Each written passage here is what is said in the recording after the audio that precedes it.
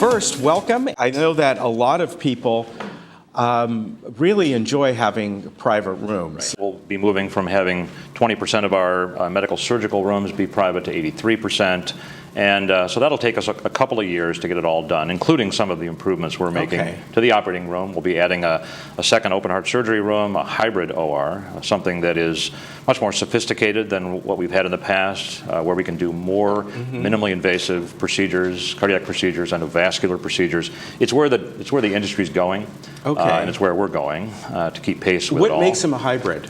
Well, it's a combination of a cardiac catheterization lab and an OR. So we do some procedures now in our cardiac cath labs that would be better suited in an operating suite with the kinds of imaging services and other capabilities that ORs have. And we need more capacity because that's a growing part of what we do.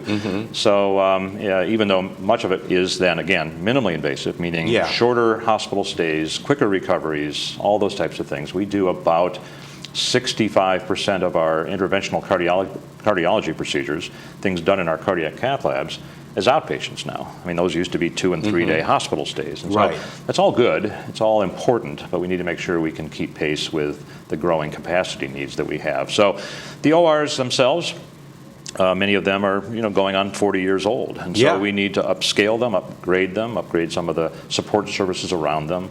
And so that's part of the project that will be about a $17 million project, something that we're involved in also raising funds philanthropically for. So our foundation's active.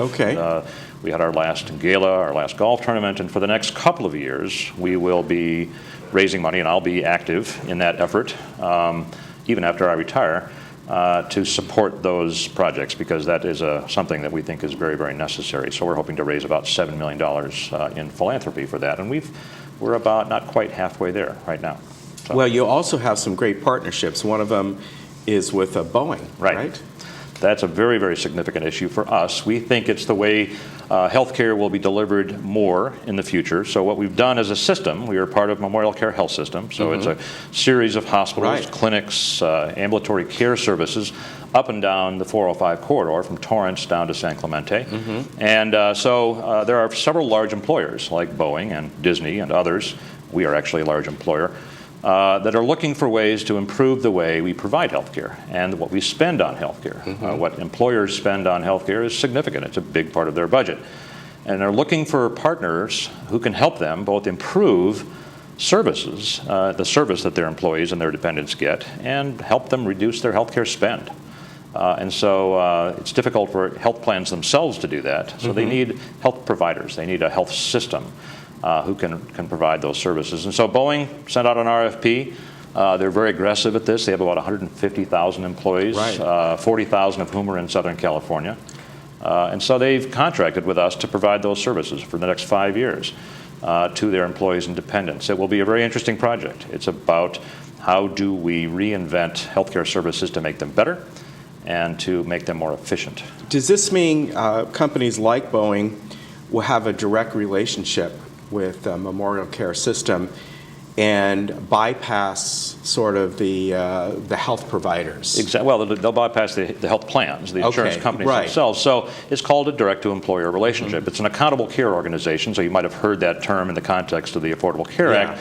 Accountable care organizations are responsible, they're at risk, if you will, for taking care of a population, financial risk as well as clinical quality.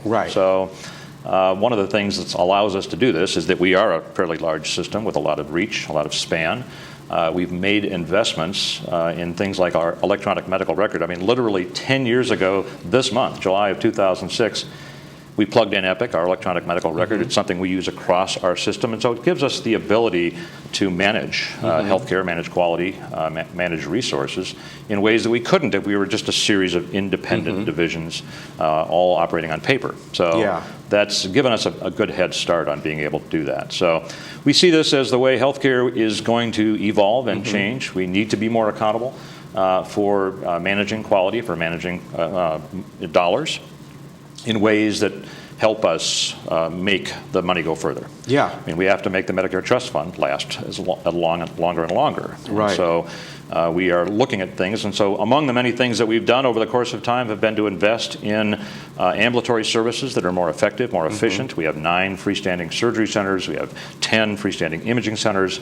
We have acquired and are partners in 15 new dialysis centers across our region. So again, as we think about how we can better manage care, finding ways to provide care better and less expensively becomes a real important part of that accountable care structure that I've described. Yeah, you know, it's interesting when you talk about these partnerships, it sort of reminds me how things were 30, 40 years ago, where certain big companies would choose a certain provider, and you know, it's before the HMOs Right. and those type of the plans came out. Yeah.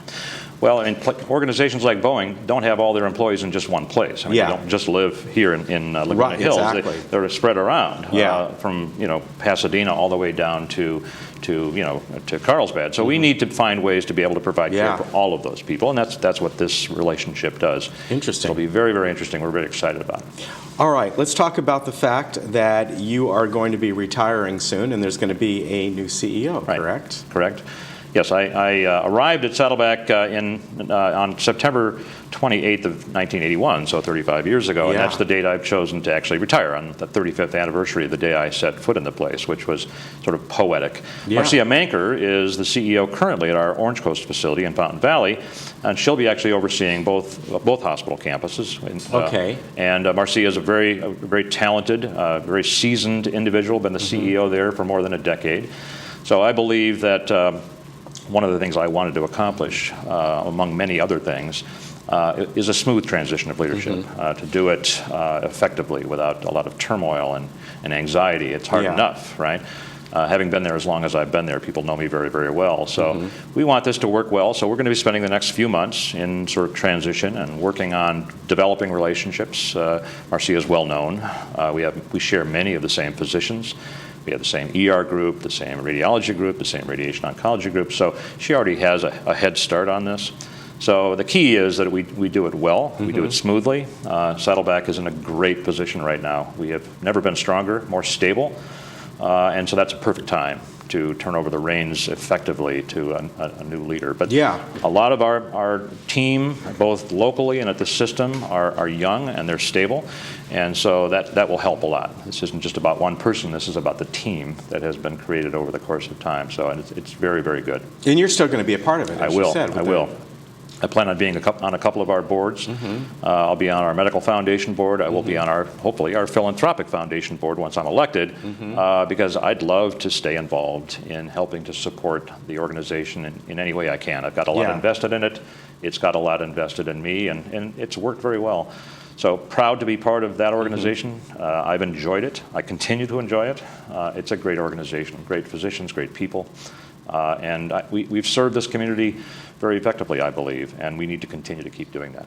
Yeah, I think it's fantastic. What did you, all those 35 years ago, always in administration? Is that how you started? Right. I came as an assistant administrator. I was in charge of a variety of services. A lot of our focus in the day was growing. The community was growing. Right. I came here, the population in the Saddleback Valley was 200,000, which, coming from Minnesota, I thought was pretty crowded. Yeah. Now it's 850,000. Right. So how do we grow? How do we meet those needs? And so we've seen a lot of things change. We've seen the hospital itself and the services we've provided grow. Yeah. Cardiac services, women's services, our cancer program. I mean, evidence of that is surrounding us. Right, right. And with some of the new relationships now with the projects that we've got going, with the Boeing relationship, we continue to evolve and change. But the 10-year anniversary of our Epic installation is something we're also very proud of. We were one of the first hospitals in the nation to go fully live with technology like that, and that's allowed us to better manage quality. And so we've received some awards, like the Health Grades Awards, as one of the top 50 hospitals in the nation. Yeah, that's exactly. Good. And so we try hard to focus on those things. I have a feeling we'll be seeing more of you, probably over the next month or two, but even beyond. No, my pleasure. Yeah, it's always good to see you. Always. And I want to remind you, the number over there is 949-452-3124. You see it right there. Or you can go to the website, or there's a mail right there, email, sms@memorialcare.org, or just go online, memorialcare.org. Steve, always good to see you. My pleasure. And I'm looking forward to meet your new CEO in a couple months. We'll get her on. As I said, this guy's going to be back in some form or another, right? Right. I hope so. All right. Thanks, Ken. Take care. We'll be right back. You know.